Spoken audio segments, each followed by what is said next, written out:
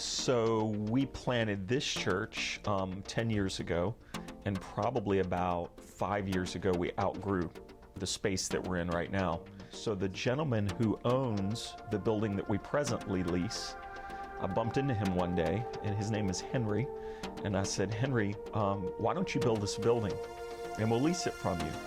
And he looked at me and he said, what are you doing for breakfast Thursday morning? And so I said, I'm having breakfast with you.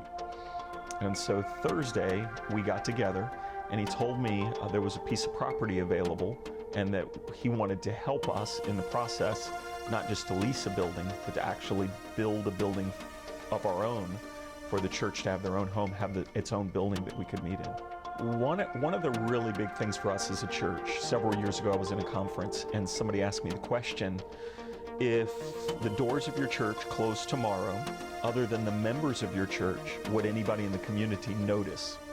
Which is kind of a scary question to think about. That question caused us to really think this whole process through of who are we and how do we impact the community beyond just what we do for the members of our church.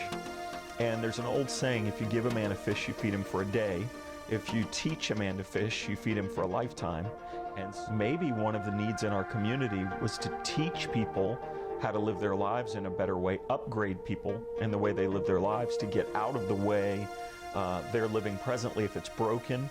I think about a single mom who's got 3 jobs, 3 kids at home, no education. She's doing everything she can to make ends meet. And so we really believed as a church that we weren't just a give a man a fish church, although we're willing to do that, but we wanted to teach people to fish for themselves so they could better themselves and take care of themselves.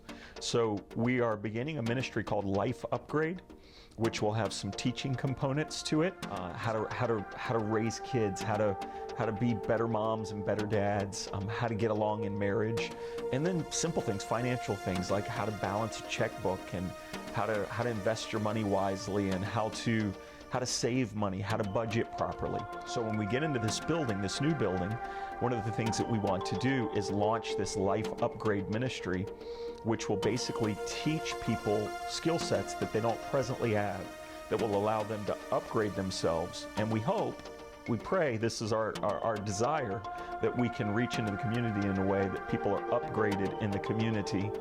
Even people that don't attend our church, they don't have to come to our church for us to want to reach them and to be a blessing to the community.